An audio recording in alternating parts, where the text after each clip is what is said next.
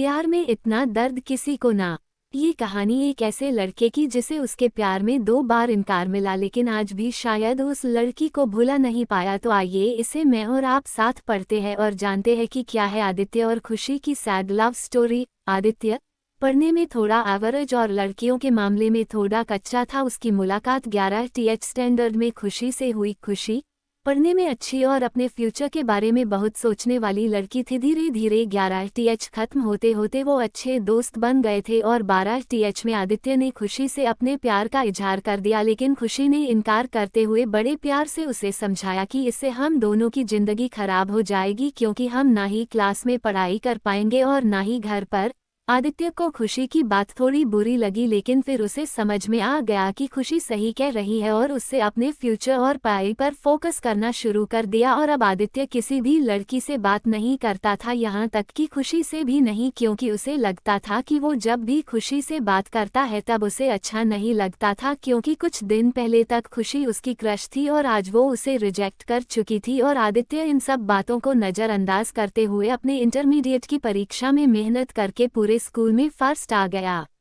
बाद में आदित्य दिल्ली के एक कॉलेज से बीटेक करने लगा और वहाँ भी वो किसी लड़की से बात नहीं करता था, क्योंकि खुशी ने उससे जो भी बातें कही थी कहीं ना कहीं उसके दिल में बैठ गई थी। और जब भी उससे कोई लड़की बात करने आती वो मुंह मोड़ लेता। वो धीरे धीरे अपने पढ़ाई में और भी अच्छा होता गया और आखिरी में आते आते वो अपने कॉलेज में भी टॉप 10 की लिस्ट में आ गया और उसे कॉलेज से प्लेसमेंट भी मिल गई और वो जॉब करने फिर से मुंबई चला गया। मुंबई एक बहुत ही बड़ा शहर है जहाँ एक मोहल्ले के लोग दूसरे मोहल्ले वाले को नहीं जानते हैं। भी जब आदित्य ऑफिस गया तो उसे वहाँ खुशी दिखी, लेकिन अब खुशी के लिए उसके दिल में कोई जगह नहीं थी और इसीलिए वो हर बार खुशी से छिपता रहता। इसलिए नहीं क्योंकि वो उससे नाराज था, बल्कि इसलिए क्योंकि वो फिर से खुशी की जिंदगी में नहीं आना चाहता था। लेकिन वो कहते हैं ना कि भगवान की मर्जी के आगे किसी की नहीं चलती।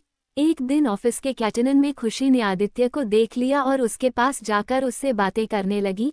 आदित्य के पास भी खुशी से बात करने के अलावा और कोई विकल्प नहीं था। दोनों के दिल में पिछले 4 सालों से जो भी दर्द था उन्होंने एक दूसरे को बताया और खूब सारी बातें की। खुशी ने उससे बिछड़ने के बाद अपने सफ़र के बारे में बताया और आदित्य से उसके बारे में पूछा, जिसके बाद आदित्य को कहीं ना कहीं लगने लगा था कि खुशी गलत नहीं थी और आदित्य को फिर से खुशी से प्यार हो जाता है। कुछ दिन बीतता है और दोनों की दोस्ती और भी गहरी हो जाती है और एक दिन अचानक आदित्य खुशी से बात करते उससे अपने प्यार का इजहार कर देता है, लेकिन खुशी फिर इनकार कर देती है। और जब आदित्य उससे इसकी वजह पूछता है तो वो बताती है कि उसकी शादी तय हो गई है और 1 महीने बाद वो ये जॉब छोड़ देगी।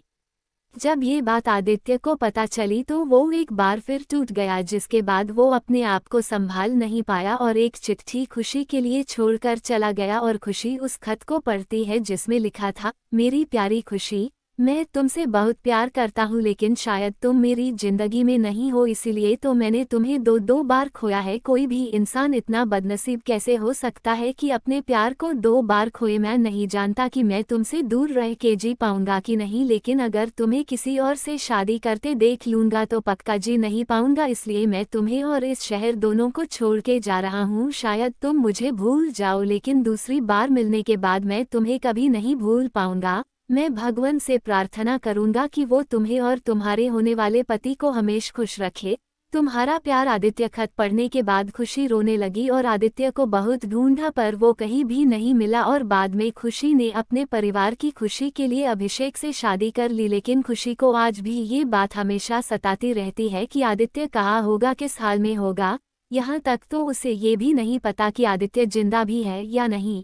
एक तरफ खुशी अंदर ही अंदर घुटती रहती है, लेकिन दूसरी तरफ वो एक परफेक्ट बहू, परफेक्ट पत्नी और परफेक्ट माँ भी है, जिसे उसके परिवार वाले हमेशा प्यार करते हैं और हमेशा प्यार करते रहेंगे। हमें ये तो नहीं पता कि खुशी ने 12 टीएच स्टैंडर्ड में या जॉब टाइम पर आदित्य को ठुकरा के गलत किया या सही, लेकिन आदित्य ने ये साबित कर दिया कि वो खुशी से सच्चा प्यार करता था और इस बात का एहसास शायद अब खुशी को भी हो चुका था और इसीलिए शायद आज तक खुशी अपने आप को माफ नहीं कर पाई है।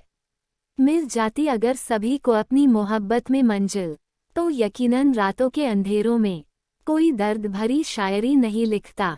इसी के साथ मैं आपसे विदा लेता हूँ दोस्तों। कैसी लगी sad love story Hindi comment करके जरूर बताएं। अगर आपको ये कहानी ज़रा सी भी पसंद आई हो तो इसे ज़रूर शेयर करें और ऐसे ही पोस्ट पढ़ने के लिए हमें फॉलो करें।